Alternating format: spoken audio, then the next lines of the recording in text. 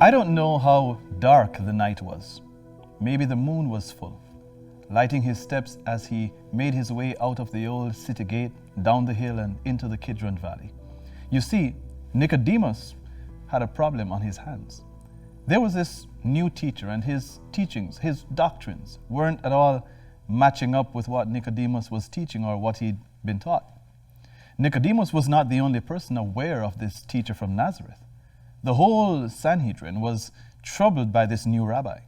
I guess if he had to put a label on this Jesus fellow, he'd have to just call him a liberal.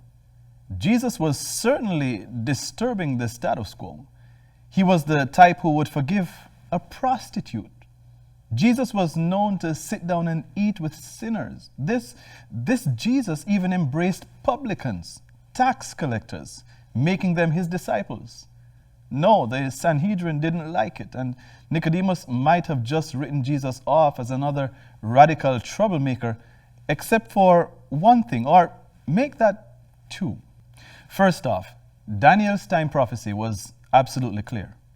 This was the very time the Messiah should show up, and there really weren't any good alternatives other than Jesus that fit the time prophecy. The second thing that troubled Nicodemus was the miracles. If he was going to be honest with himself, he just couldn't get around the miracles. Jesus actually made blind people see, and he made lame people walk. He could touch lepers, restoring their skin to perfect health. And reports were coming in that he had miraculously turned water into fresh grape juice. A fake and a fraud couldn't do real miracles. And surely the God of creation, the God of the Jews, wouldn't answer the prayers of a sinner. He greatly desired an interview with Jesus, but shrank from seeking him openly. It would be too humiliating for a ruler of the Jews to acknowledge himself in sympathy with this new teacher. So to avoid the scorn and denunciation from his fellow members on the Sanhedrin, he resolved upon a secret interview. He made some special inquiries and discovered that Jesus often retired at night to the Mount of Olives. He waited until the city was hushed in slumber before setting out on his secret errand. Nicodemus was about to learn something that would shake the entire world with a clap of truth that would make the largest thunderstorm seem like a whisper. Nicodemus was about to learn that love is a P word.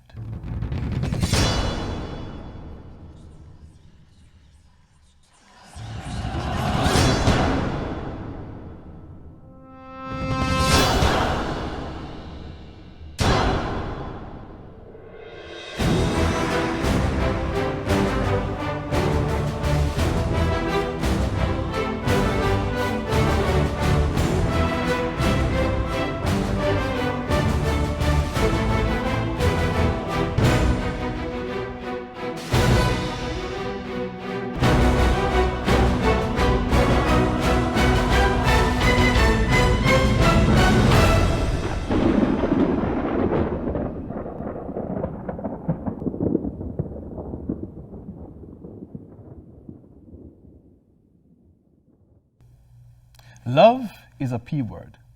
Clever attention getter, I know, but it really is true. Let me see if I can set the stage here. If I told you that I had just bought a new car and I took you out beside my house and there in the carport were 4 tires and a windshield, would you agree with me that I had just bought a new car? I definitely wouldn't. I hope not. You see, a car, by definition, is something that takes you from point A to point B. A car is transportation. If it isn't mobile, if it doesn't take you where you want to go, we don't call it a car. We call it junk. Let's keep our definitions straight. Love is constantly being talked about, sung about, written about. And though most everyone has experienced true love at one time or another, very few people have come to embrace the truth about what love really is. That love is a P word. Let's join Levi, who is standing by on the Mount of Olives just outside Jerusalem. Thanks. I'm here on the side of the very mount where Jesus shared with Nicodemus perhaps one of the most famous scriptures in all the Bible. It's found in the book of John, in the 16th verse of the 3rd chapter. In fact, if anyone has ever heard or memorized any verse in the Bible, it was probably John 3:16. For God so loved the world that he gave his only begotten Son, that whoever believes in him should not perish, but have everlasting life. Most of us are probably so sure that we already know what this verse teaches and means that we just skim over it.